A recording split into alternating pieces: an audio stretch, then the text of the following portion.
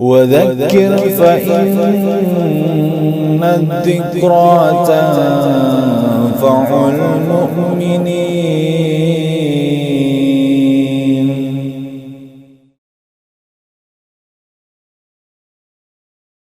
Bismillahirrahmanirrahim. Innal hamdalillah nahmaduhu wa nasta'inuhu wa nastaghfiruh wa na'udzu billahi min syururi anfusina wa min sayyiati a'malina may yahdihillah fala mudhillalah wa may yudlil fala hadiyalah. Asyhadu an la ilaha illallah wahdahu la syarikalah wa asyhadu anna Muhammadan abduhu wa rasuluh. Allahumma salli ala Muhammadin wa ala ali Muhammad kama sallaita ala Ibrahim wa ala ali Ibrahim innaka Hamidum Majid. Allahumma barik ala Muhammadin wa ala ali Muhammad kama barakta ala Ibrahim wa ala ali Ibrahim innaka Hamidum Majid. Amma ba'd. Fa inna asdaqal hadis kitabullah wa khairal hadi hadi Muhammadin sallallahu alaihi wasallam wa syarrul umuri muhdatsatuha fa inna kulla muhdatsatin bid'ah wa kulla bid'atin dolalah wa kulla dolalatin finnar. Alhamdulillah, pada kesempatan yang baik ini marilah kita kembali melanjutkan kajian-kajian kita, pembahasan-pembahasan kita. Dan sekarang kita masih membahas yaitu kitab Minhaj Al-Firqah An-Najiyah, yaitu manhaj golongan yang selamat yang disusun oleh Asy-Syaikh Muhammad bin Jamil Zainu rahimahullah. Dan kita masih membahas tentang ahammiyatu tauhid, yaitu pentingnya, urgensinya tauhid. Jadi sekedar untuk mengingatkan bahwa kita sebagai seorang muslim, apalagi kita ya berkecimpung dalam bidang dakwah, ya menawarkan ya kepada umat manusia khususnya kaum muslimin, hendaklah kita pada saat menawarkan ya dakwah kita kepada mereka adalah harus kita dahulukan yaitu seruan ajakan kepada akidah tauhid, karena inilah yang dicontohkan oleh para nabi ya dan juga oleh nabi kita Muhammad sallallahu alaihi wasallam. Dan begitu juga yang telah dipesankan oleh beliau kepada para sahabatnya, agar mereka ya ketika diutus oleh Rasulullah Shallallahu Alaihi Wasallam, hendaklah mereka mendakwah akidah tauhid dulu terhadap ya umat yang beliau mengutus para sahabat ke tempat tersebut. Maka sebab itu kita dalam hal ini janganlah kita meremehkan, janganlah kita menganggap sepele yaitu akidah tauhid. Berapa banyak daerah-daerah yang minus, daerah-daerah yang secara ekonomi itu sangat ya katakanlah kesulitan, ya kemudian datang para misionaris, datang golongan non muslim ke tempat tersebut, lalu menawarkan kepada mereka berbagai kenikmatan dunia. Ya, apakah ditawarkan pekerjaan, diberikan makanan, diberikan pengobatan gratis dan yang lain-lainnya. Lalu dengan mudah ya daerah tersebut yaitu masyarakatnya mau berpindah agama, berpindah keyakinan, mereka menjadi orang-orang yang murtad. Kenapa? Karena akidah mereka itu masih lemah. Akidah mereka adalah ya akidah yang sangat menyedihkan, karena mereka tidak sama sekali memahami yaitu apa akidah tauhid. Padahal mereka terlahir sebagai seorang muslim dan bahkan di tempat tersebut sudah bergenerasi-generasi adalah kaum muslimin. Dari sejak nenek moyangnya mereka adalah kaum muslimin. Tetapi karena keimanan mereka kurang, dengan mudahnya mereka menjadi murtad. Aliyadzubillah. Ya mudah-mudahan Allah menjaga, memelihara kita ya dari hal seperti ini. Ya, maka kita sebagai kaum muslimin, hendaklah kita ini ya tergerak hati kita untuk berdakwah. Apa yang kita mampu lakukan? Yang mampu dengan ilmu, apa yang mampu dengan harta, dan begitu seterusnya. Maka Ya, hendaklah kita sesama kaum muslimin, apalagi para dai itu, hendaklah saling bekerja sama, saling berpartisipasi ya untuk melindungi, menjaga kaum muslimin yang lain dari usaha pemurtadan yang dilakukan oleh non muslim, dan itu tidak sedikit. Ya. Nah, itulah. Jadi ini harus menjadi pembelajaran buat kita bahwa akidah tauhid itu sangat penting, ya, yang kita ajarkan, yang kita wariskan, yang kita berikan pemahaman khususnya kepada anak-anak kita, kepada cucu-cucu kita, kepada kerabat-kerabat kita, ya, atau kepada seluruh kaum muslimin tentang pentingnya kita menjaga agama kita. Ya. Nah, sekarang ya, selanjutnya yang kelima tentang pentingnya akidah tauhid ini, Syekh Muhammad bin Jamil Zainu rahimahullah menjelaskan, laqad arada kuffaru Quraisyin ala Rasulillah sallallahu alaihi wasallam mulka wal mala waz zawaja wa ghairuha min mata'il hayat.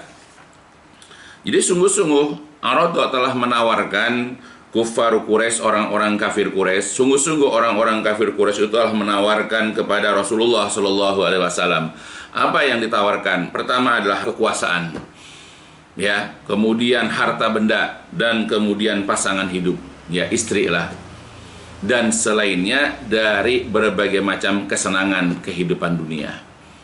Nah, itu.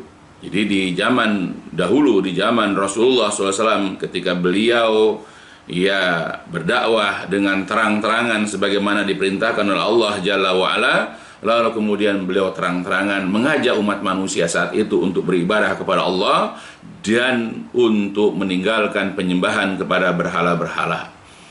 Nah, disitulah timbul reaksi dari orang-orang kafir.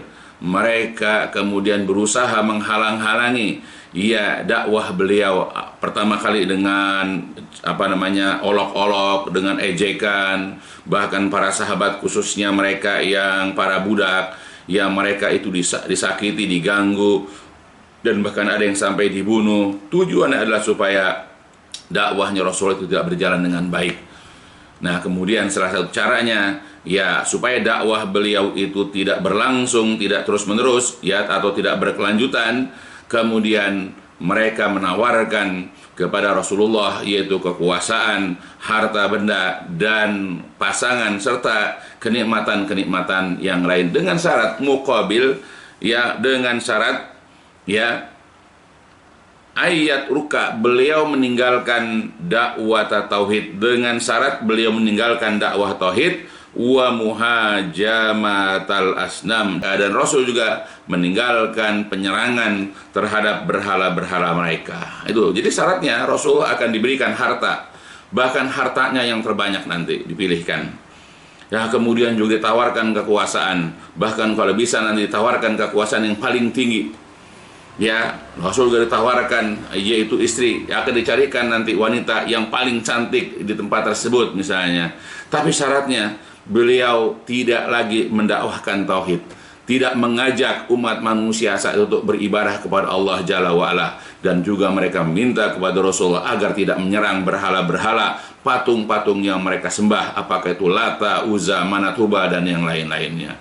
Itulah penawaran yang diajukan ya oleh orang-orang kafir Quraisy kepada Rasulullah.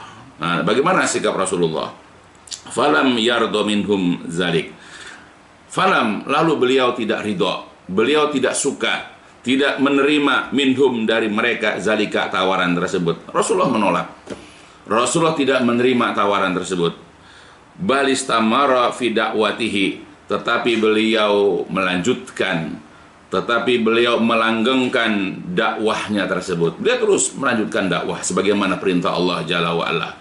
Beliau tetap mengajak kepada umat manusia untuk beribadah kepada Allah.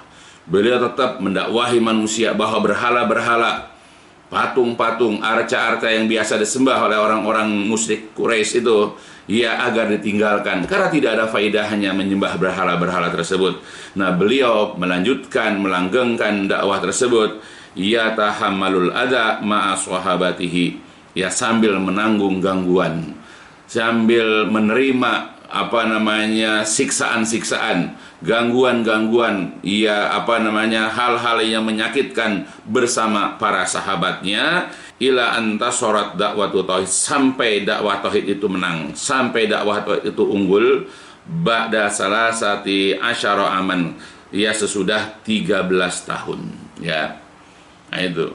Jadi beliau terus berdakwah, mengajak umat manusia untuk beribadah kepada Allah saja, mengajak umat manusia untuk meninggalkan penyembahan kepada berhala-berhala. Tetapi dalam seruan, dalam ajakan, beliau menanggung godaan-godaan, gangguan-gangguan, siksaan-siksaan, dan berbagai macam hal. Kita bisa lihat di dalam Sirah An-Nabawiyah, ya.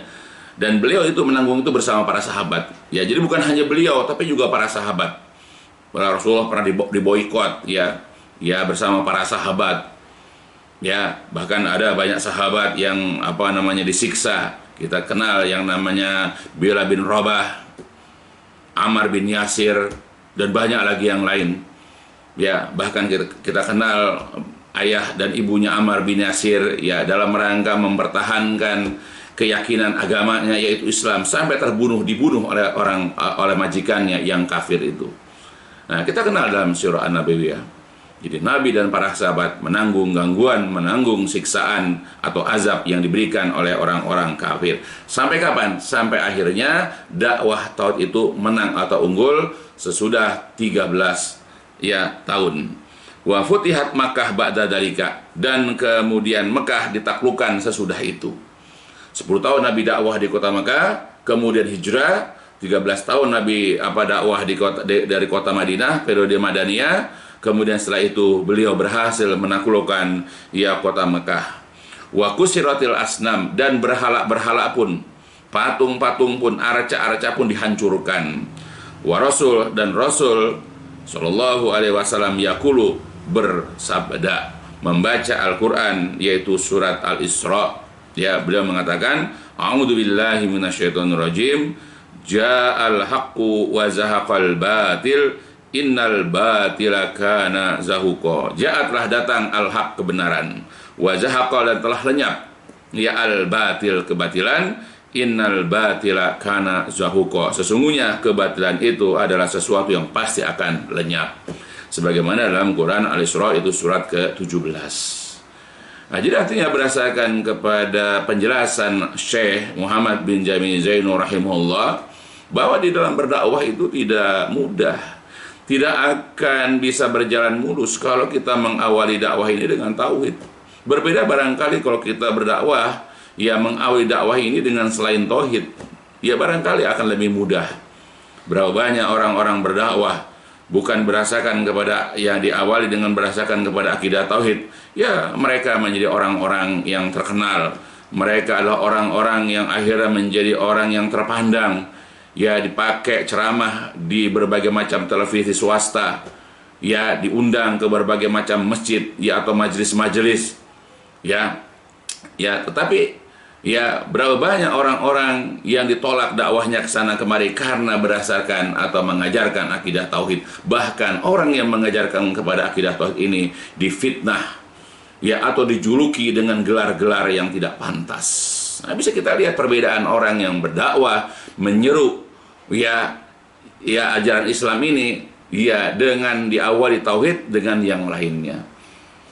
Orang-orang yang berdakwah kepada selain ajaran tauhid, mereka akan mudah diterima. Orang hanya mengajarkan misalnya masalah akhlak saja, atau orang disibukkan dengan mengajarkan fikih saja, apalagi cuma sekedar kisah-kisah atau cerita-cerita saja, atau diajak untuk ibadah-ibadah seperti zikir-zikiran saja, itu insya Allah akan dikenal, akan mudah dikenal, dan akan mudah diterima oleh masyarakat. Bahkan dia menjadi ustadz yang populer, dia akan menjadi orang yang terkenal, yang akan dikenal lewat televisi, lewat undangan-undangan, ceramah-ceramah di waktu-waktu tertentu, bisa kita lihat. Tapi kalau seandainya ustadz itu mengajak orang itu untuk beribadah hanya kepada Allah, lalu mengajak mereka meninggalkan penyembahan-penyembahan kepada selain Allah, mengajak meninggalkan penyembahan kepada katakanlah para penghuni kubur di antara para wali misalnya, ya, atau meninggalkan yaitu sikap gulu berlebihan kepada para kiai misalnya, dan begitu seterusnya, ya, mengajak untuk meninggalkan perbuatan syirik, maka dai-dai ini pasti akan ditentang, akan ditolak, bahkan akan diberikan gelar-gelar yang buruk. Karena memang berdakwah tauhid itu tidak mudah. Ya, padahal Allah sudah menguji, ya, Allah sudah menyebutkan di dalam Al-Quran, ya, dipuji oleh Allah sebagai suatu perkataan, ya, ucapan yang paling baik. Allah berfirman, "A'udzubillahi minasyaitonirrajim. Wa man ahsanu qawla mimman da'a ilallahi wa amila shalihan wa qala innani minal muslimin." Waman, dan siapakah ahsan yang paling baik? Siapakah orang yang paling baik? Mimman, ya, kaulan ucapannya. Waman ahsanu kaulan. Siapakah orang yang paling baik ucapannya? Orang yang paling baik seruannya. Orang yang paling baik perkataannya. Mimman, dibandingkan dari orang yang da'a, mengajak, menyeru, mendakwahi, yaitu manusia, ilallah, kepada Allah Jalla wa Ala. Jadi Allah menegaskan di sini, Allah menginfokan, memberitahukan kepada kita bahwa orang yang paling bagus ucapannya, ya, orang yang paling baik ucapannya, ya, di sini ahsan menggunakan isim tafdil, menunjukkan yang paling, ya, jadi yang baik itu banyak, tapi yang paling baik ini. Siapa orang yang paling baik ucapannya? Orang yang mengajak, ya, untuk beribadah kepada Allah, ya, meninggalkan penyembahan-penyembahan, meninggalkan peribadatan kepada selain Allah, dan dia pun wa amila sholihan, dan dia pun mengerjakan amal-amal yang soleh, dan dia mengatakan innani minal muslimin, sesungguhnya aku adalah di antara kaum muslimin. Ya, nah itu. Jadi inilah ada ucapan yang terbaik. Jadi Allah sudah memuji, Allah menyanjung, ya, Allah menginformasikan kepada kita, ya, memberitahukan kepada kita bahwa orang yang paling baik ucapan adalah orang yang senantiasa mengajak, menyeru, mendakwahi umat manusia kepada Allah. Maksudnya mengajak beribadah kepada Allah, ya, selalu menyandarkan segala sesuatu kepada Allah, mengajak beribadah kepada Allah. Ketika mendapatkan kenikmatan, mengembalikan bahwa nikmat itu datang dari Allah. Ketika mendapatkan kesusahan atau musibah, bencana, menyandarkan itu juga dari Allah untuk menguji, dan begitu seterusnya. Nah, jadi adalah orang yang paling baik ucapannya adalah selalu mengingatkan manusia itu kepada Allah.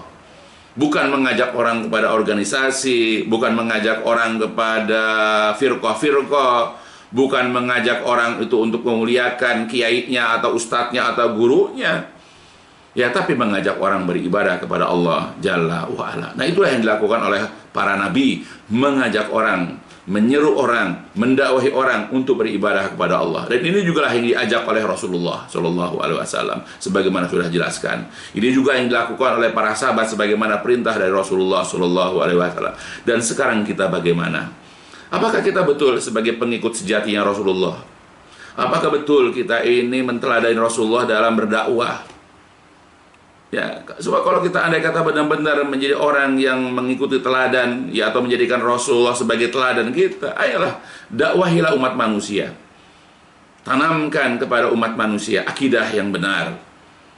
Ya, jangan disibukkan. Bukan berarti kita mengajak orang kepada masalah akhlak, bukan berarti kita mengajak orang kepada masalah fikih, ya, dengan aneka ragam peribadatan, ya, atau kita mengajak orang itu bermuamalah itu buruk. Bukan, tapi yang terbaik adalah kita mengajak orang itu lebih dulu kepada akidah tauhid. Supaya apa? Ketika kita ini sudah rajin beribadah, ketika kita ini sudah berakhlak baik misalnya, tetapi kalau kita tidak memiliki akidah yang baik, kita akan mudah diajak, ya, untuk melakukan kemusyrikan. Bahkan lebih bahayanya lagi, kita akan mudah diajak untuk berpindah keyakinan. Berapa banyak orang-orang yang asal rajin beribadah, bahkan dia pernah menunaikan ibadah haji misalnya, ya, tapi dengan mudahnya dia, karena masalah ekonomi, masalah kesehatan, dan yang lain-lainnya, dengan mudahnya dia berpindah keyakinan. Ya, nah itulah karena akidahnya. Karena dia tidak mengenal Islam dengan baik, dan dia juga tidak mengenal, ya, agama di luar Islam juga dia tidak paham bagaimana akidah rusak agama selain daripada Islam. Ya, yang dia tahu itu dia dapat duit, dia berobat dengan gratis, ya, dan yang lain-lainnya di antara berbagai macam kenikmatan dunia. Ya, jadi ingat bahwa kita sebagai kaum muslimin punya tanggung jawab, apalagi para dai. Ya, maka bekerjasamalah untuk mengajak umat ini mengenal akidah tauhid dengan baik, supaya terjaga akidah, terjaga agama. Supaya kita ketika mengalami kesusahan, ketika kita mengalami bencana, ketika kita mengalami berbagai macam kesusahan, lalu ada sebahagian non-muslim, ya misionarisnya menawarkan kepada kita berbagai macam kemudahan, ya, atau menawarkan kepada kita kitab mereka yaitu Injil atau Bible, kita akan serta-merta menolaknya. Bahkan kita menasihati mereka. Ya, bahkan kita kalau perlu mendakwahi mereka agar mereka berhenti dari perbuatan mereka, dan kita ajak juga mereka kepada Islam. Kita perkenalkan Islam. Ya, di belah dunia lain banyak orang-orang non-muslim masuk Islam karena mereka terpikat dengan ajaran Islam. Tapi anehnya di kita kaum muslimin, ya, malah mereka tidak suka dengan Islam. Bayangkan, orang di luar sana banyak mereka masuk Islam, banyak mereka itu berbondong-bondong masuk Islam, mereka menjadi mu'alaf karena tertarik dengan ajaran Islam. Mereka terpikat, ya, dengan ajaran Islam, terutama ajaran akidahnya. Tapi di negeri kita, karena keawaman mereka terhadap agamanya sendiri, ya, dan mereka itu memilih keyakinan yang lain, bukan karena mereka terpikat dengan agama itu, tapi karena mereka terpikat dengan tawaran dunianya. Memang tidak mudah kita menjalankan agama kita, karena banyak sekali godaan-godaan, banyak sekali hal-hal yang dapat menyebabkan kita ini tidak berada di atas jalan yang lurus, yang menyebabkan kita ini tidak istiqomah. Nah, itulah yang dirasakan ya oleh orang-orang zaman sekarang. Nah, bagaimana dahulu Rasulullah? Rasul juga begitu. Jadi ketika beliau pertama kali berdakwah, ya diperintahkan Allah untuk dakwah terang-terangan, ya tidak mudah juga. Ya, beliau mengajak orang beribadah kepada Allah saja, mengajak mereka untuk meninggalkan penyembahan kepada berhala, mengajak mereka untuk meninggalkan kemusyrikan, tidak mudah. Maka mereka menawarkan kepada Rasulullah aneka ragam kenikmatan dunia, apakah itu kekuasaan, harta benda, ya, kemudian juga pasangan dan yang lainnya. Syaratnya Nabi meninggalkan dakwah tauhid dan Nabi tidak lagi menyerang, yaitu penyembahan kepada berhala-berhala mereka. Itu yang terjadi. Tapi ada satu juga riwayat, ya, ini disebutkan oleh para ulama, ya, dalam sebuah riwayat yang disebutkan oleh Ibnu Ishaq dalam kitab Al-Maghazi, ya. Jadi hadis yang mengatakan, ya ammi, wallahi law wada'u syamsa fi yamini wal qamara fi yasari ala an atruka hadal amra hatta yudhirullah au ahlika fihi ma taraktuhu. Jadi ada sebuah riwayat mengatakan, wahai pamanku Abu Thalib, demi Allah, seandainya mereka orang-orang kafir Quraisy itu meletakkan matahari di tangan kananku, meletakkan bulan di tangan kiriku, ya, sebagai penawaran terbaik, bukan kenikmatan dunia lagi, ya, bahkan matahari bulan diletakkan di tangan beliau, alaan atruka hadal amr, agar aku meninggalkan perkara ini, yaitu agar aku meninggalkan dakwah ini, hatta yuzhirullah, ya, sampai aku meninggalkan perkara ini, ya, hatta yuzhirullah, sehingga Allah nanti akan memenangkannya atau aku binasa padanya, ma taraktu, aku tidak akan meninggalkan dakwah ini. Ya, itu. Jadi ini ada satu riwayat yang menjelaskan bahwa Nabi menolak tawaran orang-orang kafir Quraisy, ya, dengan menawarkan matahari bulan lah, katakan begitu, ya. Nah, ini hadisnya adalah hadis yang lemah. Ya, dikatakan di sini kalau menurut Syekh Al-Albani, dhaif, hadisnya adalah dhaif, lemah. Ya, tapi dalam sirah memang Nabi pernah ditawarkan, ya, dengan berbagai macam kenikmatan di dunia, karena orang-orang kafir dengan berbagai macam cara, ya, beliau diganggu, ya, dengan hinaan-hinaan, bahkan beliau dianggap sebagai seorang syairun majnun, disebut sebagai seorang penyair gila. Nabi juga dibilang sebagai orang yang sahirun kadzab, seorang penyihir yang banyak dusta. Nabi juga dikatakan sebagai orang yang memecah belah keluarga, dan banyak lagi julukan-julukan yang disampaikan oleh mereka tentang Rasulullah. Supaya apa tujuannya? Supaya umat manusia berpencar meninggalkan Rasulullah. Ya, nah, dengan itu udah, ya, dengan menghalang-halangi umat manusia beriman kepada Allah melalui Rasulullah juga sudah. Berapa banyak di antara para sahabat yang mereka itu disiksa ya oleh majikan mereka masing-masing, dan bahkan ada yang sampai dibunuh. Tapi nggak berhasil terus. Ya, umat Islam makin bertambah banyak. Ya, kemudian mereka menawarkan itu segala macam harta benda. Mereka tidak juga berhasil. Ya, bahkan akhirnya Rasulullah ya direncanakan untuk dibunuh. Ya, itu terjadi pas Nabi ya hendak berhijrah bersama Abu Bakar ke kota Madinah. Jadi orang-orang kafir itu tidak pernah tinggal diam. Mereka selalu berusaha ya menghentikan dakwah ya Rasulullah Shallallahu Alaihi Wasallam. Ya, bukan sekali atau dua kali, sering kali. Rasul aja ketika misalnya sedang sholat ya di Ka'bah, ketika beliau sujud, ya lalu orang-orang kafir meletakkan yaitu jeruan ya hewan, yaitu unta, sehingga Rasulullah sulit untuk bangkit dari sujudnya, sampai dibersihkan oleh putrinya Fatimah. Nah, ini kita lihat sejarah itu, bagaimana orang-orang kafir selalu mengganggu, selalu menyakiti Rasulullah Shallallahu Alaihi Wasallam. Jadi dalam dakwah itu memang tidak mudah. Makanya kalau kita ini mencari kemudahan dalam dakwah, kita tidak diganggu, kita tidak difitnah, kita tidak dikatakanlah dibully, ya itu adalah aneh. Nah, sekarang berapa banyak dai-dai yang mencari kemudahan, seakan-akan kalau dia dakwahnya baik-baik saja, tidak ada gangguan, tidak ada penolakan, seakan ya dakwahnya benar. Ya, padahal boleh jadi tidak demikian. Bahkan di dalam Al-Quran saja, ya Allah sudah mengingatkan. Ya, di sini kisah atau bercerita tentang masalah Luqman kepada putranya. Ini sebagai pembelajaran saja buat kita. Allah Subhanahu wa taala berfirman dalam Quran surat Luqman, A'udzubillahi minasyaitonirrajim.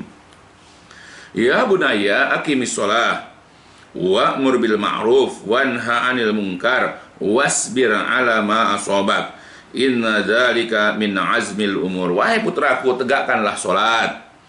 Kemudian wa'mur bil ma'ruf, ya perintahkan orang untuk berbuat ma'ruf, wanha 'anil munkar, dan cegahlah orang dari perbuatan mungkar.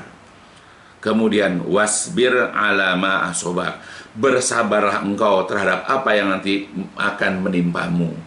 Tegakkan sholat, kemudian beramar ma'ruf dan nahi mungkar. Nah, kita beramar ma'ruf misalnya mengajak orang beribadah kepada Allah Jalla wa'ala saja. Nahi mungkar, kita larang orang dari perbuatan syirik. Nah, lihat bagaimana reaksi dari orang. Pasti ya akan ada sikap-sikap negatif dari orang-orang terhadap kita. Makanya Allah mengatakan, ya ini nasihatnya seorang ayah ya yang soleh, yaitu Luqman kepada putranya, dan ini kita ambil pelajaran. Wasbir 'ala ma asabak, bersabar terhadap musibah, terhadap gangguan, terhadap cobaan yang akan menimpamu. Karena pasti ya ketika kita menyuruh orang ketika kita menyuruh orang mengerjakan yang ma'ruf, ketika kita berusaha mencegah orang dari kemungkaran dan perbuatan ma'ruf, yang paling utama, yang paling afdol itu adalah tauhid. Dan perbuatan mungkar yang paling kuat, perbuatan mungkar yang paling buruk itu adalah perbuatan syirik. Jadi pada saat kita beramar ma'ruf, mengajak orang kepada akidah tauhid, ketika kita mencegah orang dari kemusyrikan, maka akan ada gangguan-gangguan, akan ada penyiksaan-penyiksaan, akan ada penolakan-penolakan dari orang. Maka bersabarlah. Dan banyak ayat-ayat seperti ini. Ya, bukan hanya ayat ini saja, banyak lagi yang lain, bahwa kita ketika menyampaikan perkara-perkara agama, khususnya karena ini memang umumnya ya penolakan-penolakan, yaitu umat-umat terdahulu terhadap nabi-nabi mereka, dan juga penolakan orang-orang kafir Quraisy terhadap dakwahnya Rasulullah, itu pada saat diajak ya mereka itu untuk beribadah kepada Allah saja dan meninggalkan penyembahan kepada berhala-berhala. ya maka bersabarlah. Dan kita harus berani menolak tawaran-tawaran mereka. Ketika mereka mengganggu kita, kalau kita sebagai orang yang mengikuti jejak, sebagai orang yang menteladani Rasulullah, maka pada saat kita berdakwah tauhid, lalu ada orang yang menentang, ada orang yang memfitnah, ada orang yang mengatakan perkataan-perkataan tidak benar, kita sabar. Terus, sebagaimana dahulu Rasulullah dibilang gila, Rasulullah dibilang pendusta, teruslah kita berdakwah. Begitu juga ketika ada orang menawarkan kepada kita berbagai macam kenikmatan dunia, supaya kita tidak berdakwah, abaikan, teruslah kita berdakwah sebagaimana dahulu juga Rasulullah begitu. Ya, tapi ingat resikonya, kita pasti akan menanggung yaitu gangguan-gangguan. Dan jangan khawatir, ya seruan, ya dakwah, ajakan kita kepada umat manusia itu ada batas akhirnya nanti. Ya, insya Allah akan memberikan kemenangan, sebagaimana Allah juga telah memberikan kemenangan kepada Rasulullah dan para sahabat dahulu. Ya kalau kita tidak, kalau seandainya Islam juga sekarang belum berjaya, ya karena masih banyaknya orang-orang kafir, karena sekarang sebagian kaum muslimin masih berkotak-kotak, masih berfirqah-firqah, tapi minimal kita sudah menunaikan kewajiban kita. Yang penting kita sudah menyampaikan sebagaimana yang telah disampaikan oleh Rasulullah, yaitu mengajak orang kepada akidah tauhid dan mengajak mereka untuk meninggalkan kemusyrikan atau penyembahan-penyembahan kepada selain Allah. Tugas kita sudah selesai. Ya, walaupun kita tidak melihat, ya katakanlah ya sekarang akidah tauhid unggul di negeri kita misalnya atau di daerah kita, nggak masalah. Karena tujuan kita adalah beribadah kepada Allah. Dengan dakwah ini adalah kita melakukan ya kewajiban kita, yaitu mengajak orang beribadah kepada Allah dan mengajak orang meninggalkan kemusyrikan. Dan kita awali dari keluarga kita dulu, baru kemudian kepada yang lain. Ya itulah, mudah-mudahan bisa kita pahami. Nah itu, jadi itulah ya bisa kita perhatikan bagaimana ya Rasulullah Shallallahu Alaihi Wasallam dahulu mengalami gangguan-gangguan dari orang-orang kafir. Ya sampai akhirnya ya dengan izin Allah, dengan keinginan kehendak Allah, maka Allah memberikan kemenangan kepada Rasulullah dan para sahabat atau kaum muslimin untuk menaklukkan kota Mekah. Sehingga Islam berjaya saat itu. Ya kemudian Islam yang memegang kendali ya di di kota Mekah dan kota Madinah. Dan saat Nabi berhasil menaklukkan kota Mekah, beliau mengatakan, nah ini yang harus kita pahami, kata beliau, kul ja'al haqqu wa zahaqal batil innal batila kana zahuq. Katakanlah telah datang kebenaran dan telah lenyap kebatilan. Dan ini ingat kata-kata Allah, innal batila kana zahuq. Sesungguhnya yang namanya kebatilan itu pasti sesuatu yang pasti akan lenyap. Ya orang yang menyembah berhala nanti akan hancur. Orang menyembah kuburan atau apapun, ada saat-saatnya mereka akan hancur, mereka akan binasa, mereka akan dilupakan, mereka akan ditinggalkan dan seterusnya. Ya, jadi kita berpeganglah kepada yang hak. Walaupun sekarang yang berpegang kepada yang hak itu sedikit atau masih minoritas. Ya, atau orang yang berpegang kepada yang hak ini, orang yang berpegang kepada kebenaran ini, ya masih dizolimi, masih diintimidasi, masih difitnah dengan berbagai macam fitnah. Ya, nggak masalah, karena nanti ya kebenaran pasti akan datang. Orang nanti akan melihat yang benar yang mana, yang salah yang mana, yang hak yang mana, yang batil yang mana. Suatu saat, ya sekarang saja bisa kita lihat dakwah salaf berkembang. Ya semakin dicaci, semakin dihina, semakin berkembang. Ya dakwah salaf dianggap sebagai Wahabi, yang kerjaan yang katanya mengkafir-kafirkan, yang katanya membidah-bidahkan, padahal tidak demikian kenyataannya. Ya bahkan dengan sebutan-sebutan yang menakutkan, radikal lah, ya terorisme lah dan segala macam. Padahal berbeda seruan kita itu. Seruan dakwah salaf tidak demikian. Karena ini diajarkan ya oleh Rasulullah, para sahabat, para tabi'in dan yang lain-lainnya. Ya karena kita dakwah itu dengan kelembutan tapi tegas, membela yang benar, tapi kita tegas mengajak orang untuk beribadah kepada Allah dan meninggalkan penyembahan kepada selainnya. Ya, nah itu. Ya Islam akan jadi semakin dihina, semakin dicaci, maka akan semakin banyak orang yang menerima ajaran Islam yang sahih ini. Maka bersabarlah dan tetap istiqomahlah. Jangan mundur selangkah pun dalam membela yang hak, dalam memberantas kebatilan. Karena di sisi Allah ya akan ada pahala yang sangat besar. Jadi nggak usahlah bagaimana nanti orang membalas kita. Ya janganlah kita pikirkan bagaimana nanti orang memberikan balasan atau ganjaran kepada kita. Ya karena kalau kita mengharapkan dari orang, kita akan kecewa. Tapi kita berharap saja kepada balasan ganjaran dari Allah. Karena Allah tidak akan menyia-nyiakan orang yang mengajak orang lain, yang mengajak umat manusia untuk beribadah kepada Allah dan meninggalkan kemusyrikan. Allah tidak akan menyia-nyiakan seruan atau dakwah kita ini. Ya, maka bersabarlah ketika kita mengajak keluarga kita, kerabat kita, sahabat kita, ya atau orang-orang yang kita kenal. Ya, sabarlah kita mengajak mereka untuk beribadah kepada Allah dan mengajak mereka untuk meninggalkan penyembahan-penyembahan kepada selain Allah. Ya, mudah-mudahan bisa dipahami bahwa dakwah tauhid ini atau dakwah menuju kepada akidah tauhid yang sahih ini adalah tidak mudah. Banyak aral, banyak rintangan, banyak gangguan, banyak sekali sikap-sikap negatif yang akan dilakukan oleh orang-orang untuk menentang dakwah tauhid ini. Ya, insya Allah di dalamnya akan banyak sekali keutamaan dan kebaikan. Ya, dicukupkan dulu sampai di sini. Insya Allah masih akan berlanjut lagi ajaran atau penjelasan tentang ahamiyatul tauhid sebagaimana yang ada dalam kitab Minhaj Al-Firqah An-Najiyah ini, insya Allah. Dicukupkan sampai di sini. Walhamdulillahil alamin. Subhanakallahumma wa bihamdika asyhadu an la ilaha anta astaghfiruka wa atubu ilaik. Ad-dinu nasiha.